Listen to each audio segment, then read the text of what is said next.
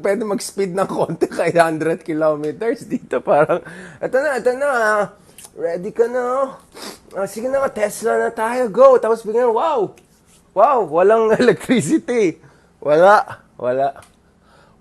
I think you understand where I'm coming from. Hindi ko na i-verbalize yan. Mabay tayo. Okay, so the first thing we're gonna say about the debate is magandang mga forma nila, in fairness. Maganda yung wardrobe. Yun naman ang gusto na ibang tayo. Mga tinitingnan, mga wardrobe, maganda ba yung makeup, maganda ba yung hairstyle, ganyan naman mga Hollywood reporter style lang, di ba? O sige, patulan na natin. Yun na una akong sabihin. Pangalawa, sige, kaya ko yan. Ferrari gear, anong gear tayo ngayon? Medyo, tawag natin yung high gear to. Hindi kaya ng speed gear dito.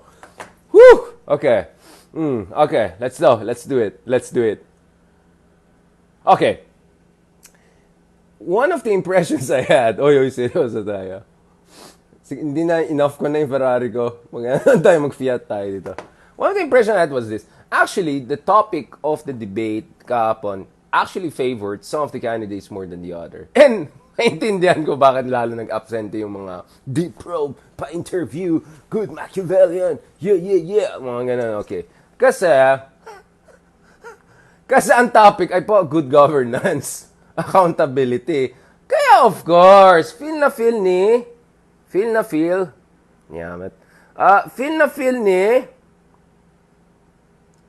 mga troll dyan, kayo nang bahala dyan.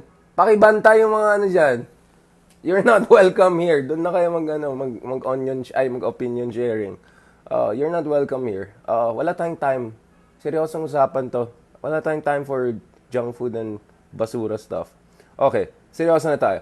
I think first of all, the topic of the debate actually favored LENI. Not because LENI is angel and all of that. It's because we know for a fact, LENI consistently, doon sa COA reports, diba, pinaka-transparent, accountable office in the government. It's a fact. Fact. Okay? Hindi ito, totoo lang yan. It's the same way na hindi fact na may golden age tayo noon, kapalpakan na dictator. Diba? Ganon. Okay, so obviously Lenny made a lot out of this. At yung sinabi ni Lenny, pasensyaan niyo na lang yung Tagalog natin kasi amok ag Ilocano hangamat nga. Okay. Or basahin ko na yung English niya. Ito sana sinabi na, pag-asa yung tumutulak sa atin na mangarap na sa dulo ng kadiliman ay may kaliwanagan. Ayan, medyo may ito na naman tayo, mga arc of redemption style. As I said, Filipino people now are looking for competent leadership, effective leadership more than anything else. But okay. Pag-asa ang nagtutulak sa atin para makita natin ng ngayon, liwanag na, ngayon, liliwanag pa. Ayan. At ngayon, darating na halalan ang tatanglaw sa buong bayan, ilaw ng... Ayan na, mag-GMRC class na lang tayo. Basta gets yun na yung yung balagtasan na yan. Maliwanag na kasi may dilim-dilim dito. Medyo na-stress tayo na. Ayan na yung Ferrari natin, hindi mag-gear sport gear na ngayon. Parang wait lang, to? Okay. You know what? Okay, I'm just gonna read the English one. You can see that candidates now no longer consider what their party stand for, but just go for political convenience. So for me, we need to pass a bill to prohibit this because that will help strengthen the... Okay, alright. So, ang isang topic dito is corruption. So, na-clarify ni Robredo na sa ilalim ng administration niya, there will be zero tolerance for corruption, including for people in the inner circle. Ayan, makinig. Tatay, makinig ha? Including for people inner circle. So, kung may formalin na nangyari, kung may alam na nangyari, kung may whiff of corruption, to use President Duterte's Shakespearean prose, fairness, once in a while, may medyo hindi pa naman level of T.S. Eliot. May T.S. Eliot tayo dyan. No tolerance. And let's be honest, this is a big issue because under previous administration, I'm not gonna name names, you already know, there was a lot of good governance done, Matui talk, but once there were corruption allegations against some of the inner circles, the perception was that the leadership was not as gung-ho on ensuring maximum accountability and all, but was a bit more defensive than needed. Okay. Now, I already pointed out in the past, I'm not gonna overstate that thing itself. So it's very important for Robredo to emphasize na if she's really against corruption, this will go against even if may kakamping or kakang whatever ang involved. Dapat zero tolerance. At alam natin, sa politika natin, bandwagoning naman yun. Kung sino naging presidente, kahit yung mga hindi supportive dati, biglang maging kakam this, kakam that, or like, biglang mamaya, pag nanalo yung isa, lahat biglang, oy sir, unit team kami, ganun, di ba? Yung isang senatorial candidate, biglang may president na si Marcos ngayon, di ba? Ayan na tayo. So, you have to make sure, lalo yung mga fake na biglang nakikibandwagon, if they do something questionable, you get them out, no? You have to have zero tolerance about that. But the other thing that was discussed here, and in fairness, KA-LEODY, I think KA-LEODY and I think even ISKO, to a certain degree, no? Agree sila na what we need is a two-party system.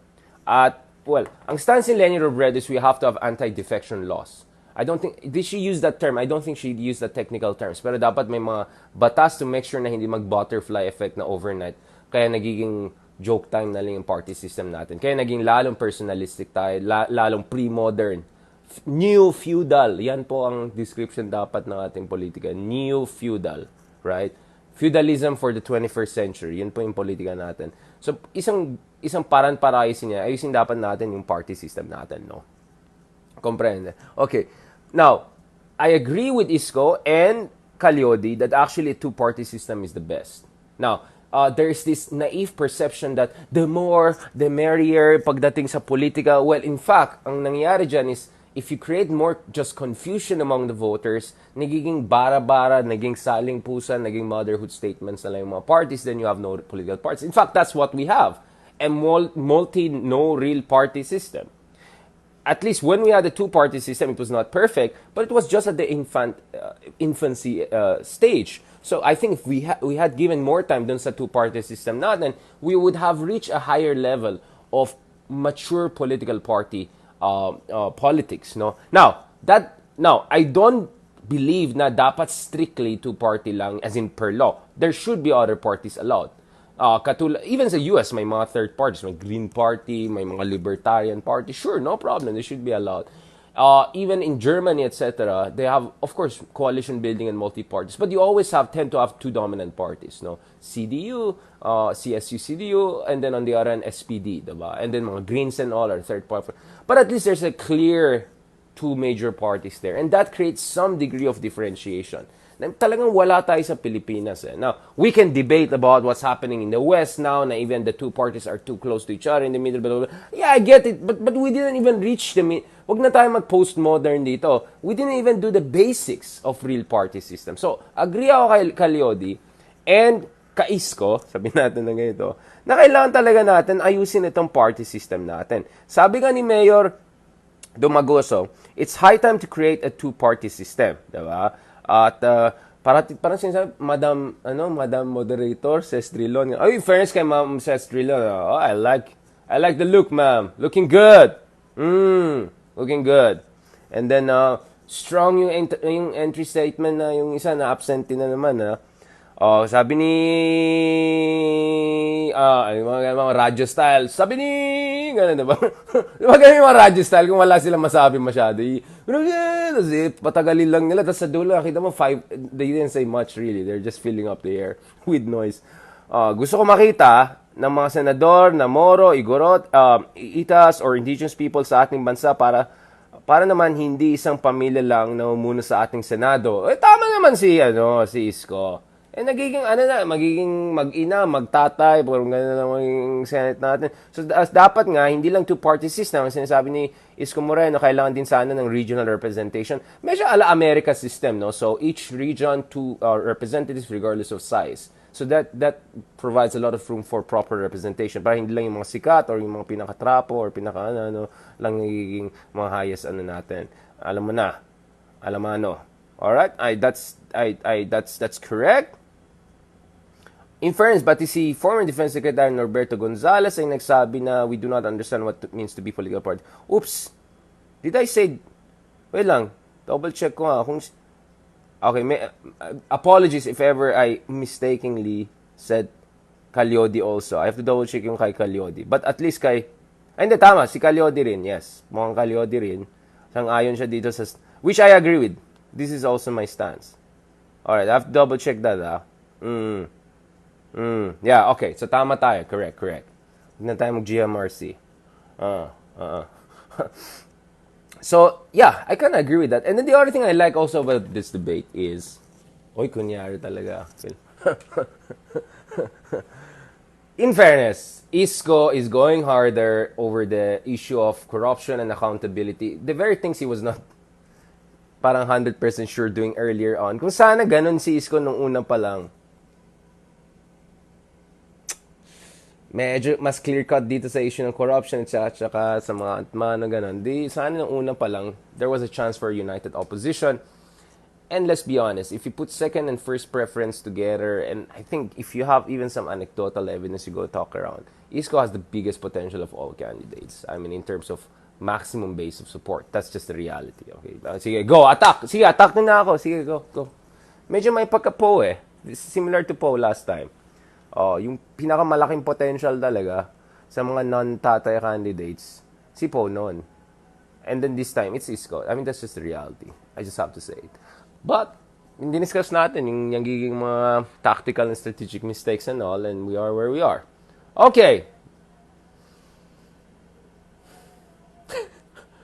Going to ISKO, in fairness naman sa kanya, he's also emphasizing one point that LENI has been emphasizing for a while. And this is where I have disagreement with KA-LEODY. I mean, I think KA-LEODY has done a very good job dun sa issue na emphasizing yung rights ng mga manggagawa, mga simple mamamayan. I think he has done a fantastic job. But in foreign policy statements ni KA-LEODY, it's not too different from statements of President Duterte and his impresarios. In fact, BBM was even tougher on West Philippines and China, parang in contrast, which is weird. That's the problem. Foreign policy is not a student activism, sloganeering kind of realm. It's a serious realm. It's a question of war and peace. So you cannot go there and talk about, let's have dialogue and peace kung wala kang strength. Diba? I mean, what bigger reminder than what happened in Ukraine? Diba? Na we live in a world whereby there are predators out there, right? And you have to have strength. You have to have alliances, etc. Kung wala kang alay, wala kang suporta, kakainin ka ng buhay.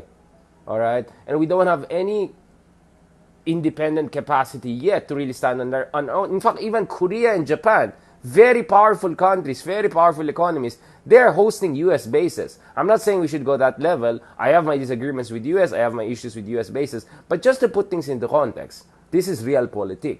Alright? We have to be realistic on foreign policy. So, wag tayo mag-sloganeering. In fairness kay Domagoso, in fairness kay Robredo, they emphasize the importance of asserting and leveraging our arbitration award, at the same time also strengthening our pre-existing alliances para we can negotiate with China from a position of strength. Common sense po yan. This is how adults think.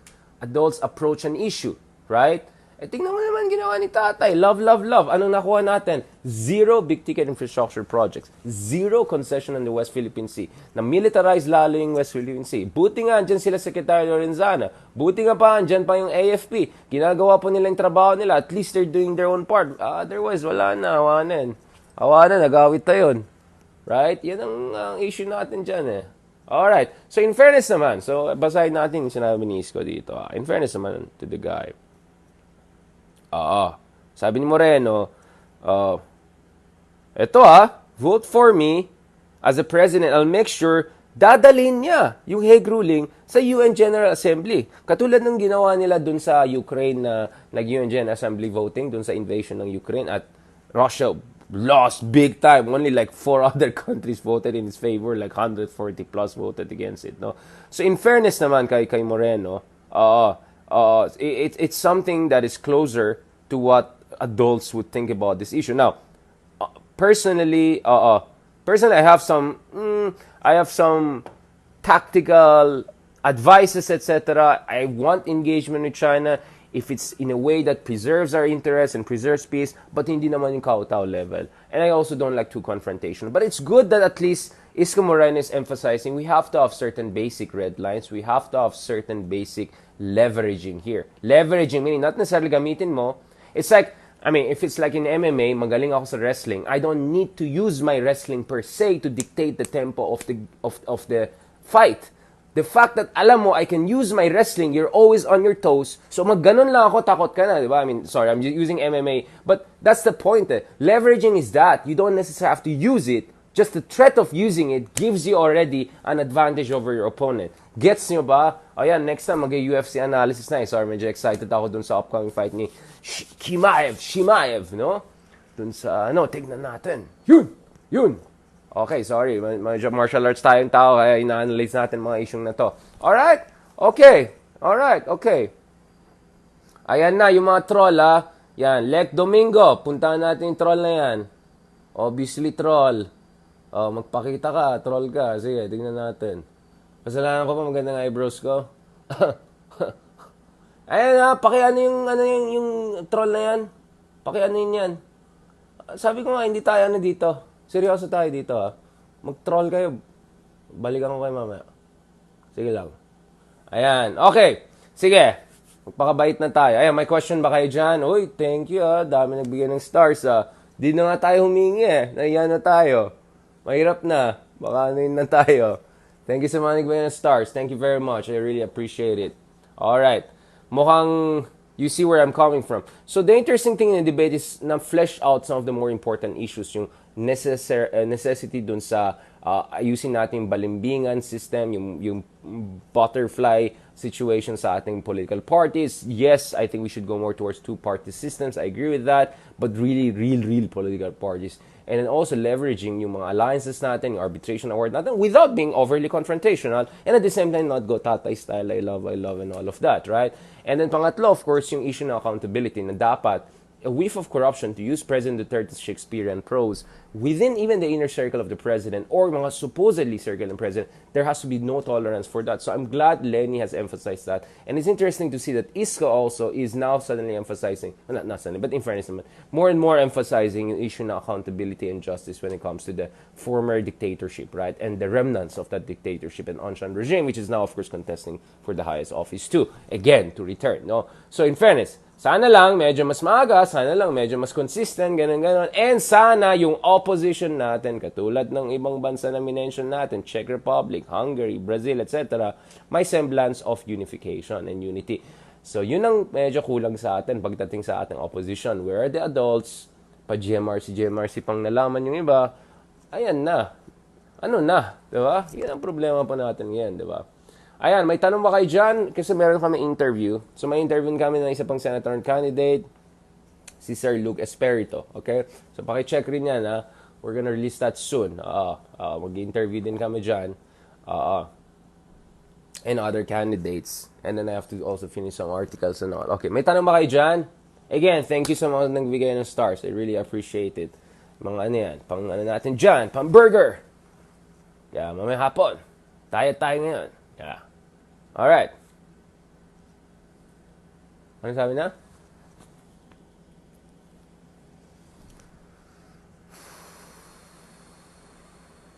Uy, wala na. Hindi nyo na ako pinapansin. Kayo na lang nag-usap. Sige, mag-usap na kayo dyan. Ayan, salamat kay Ana Asadilla. Thank you kay Nigel. Tumitingin ako dyan. Kayo na lang nag-usap eh. Can I buy you a drink? Ayan, sabi ni Maria. Ayan po. Sige po. Ayan, biglang ganun. Socially distance. Sige po. Alright, salamat kay Shai. Salamat kay Ira Craft. Thank you kay GB Bon for your stars and support. Yun. Thank you very much. Salamat, Merix, for appreciating anong ginagawa natin dyan. Oh, yung Project Pilipinas, ha. Please, add us, support us. Andyan po sa Spotify podcast. For free po yan. Pakinggan nyo yan. Andyan din sa YouTube. Ina-upload namin yung mga ibang videos. Please, pakinggan nyo. Support naman kayo dyan. Wala nga kaming kinikita dyan. Kami pa nga naggagastos. Yung aircon, yung electricity, yung tubig namin, yung kape namin na 3-in-1, yung lighting system dito para hindi masyadong obvious yung eyebags, yung pang-upload, internet, bandwidth, wifi, online. Gagawa na ako ng kunyari. Gawin kong 5 yung internet. Internet, bandwidth, online, electricity, yan. Marami kaming ginastos dyan. Tapos grabe, di man lang kayo dyan, like lang dyan. 5-star naman dyan. Wala nga kayong star, 5-star nyo na lang, di ba? Ayan ha, Project Pilipinas. Kasama ko po yung aking extraordinaire vlogger friend. Ito, totoong vlogger talaga to. Hindi na ako ha. Si Mark Gamboa. Yeah. So yun ha. Support din naman kami. Diyan lang, punta lang kayo sa Spotify oh. Oh, ito. Na kayo sa Spotify. Cutie-pie. Project Pilipinas. Add lang kayo, bigyan ng stars ha. Mga lang naman, 30 plus lang nagbigay ng 5 stars sa atin. Support naman kayo dyan. Interview namin si Chel Jokno, si Carl Balita, si JV, si KA-LEODY, si Xiao Chua, si ISKO Moreno, si Atom. Marami kami na interview dyan. Support naman kayo dyan. Wala nga kayong star na binibigyan dyan. At least 5-star yun naman na rating. Yan. Salamat dun sa mga nag-remind sa atin. Minsan kasi nahihiya kami. Alam mo, nahihiya kami. Alam mo yung parang tinuturo kami, lalo if you work in the academy, you work in you have to be humble, mga ganon. Tapos tingnan mo yung mga humbug. Ay! Basta! Yan. So please ha, support nyo kami ha. Support lang. Oh naman, you know what? It's just a click for you. It's just a click for you, but it means a lot to us. If just one of each of you gives one click na maganda, haya-hay ang buhay. Haya-hay ang buhay. Salamat kay Jong. Katulad ng mga stars na binibigay niyo sa akin, kahit mga 10 stars each, na halos libre na yan sa inyo. Para sa akin, pag nagsama-sama yan, magandang Starbucks yan. Magandang Starbucks drink yan. Magandang yan. Pero since Ilocana tayo, hindi natin bibili ng Starbucks, mag-ipon tayo, di ba? Ganun na po ang ginagawa natin. We don't spend it right away. Kunyari, parang in your mind, pang Starbucks yan ha. Magpunta kang Starbucks, ay mahal masyado. 3-in-1 na lang. So nakaipon ka na.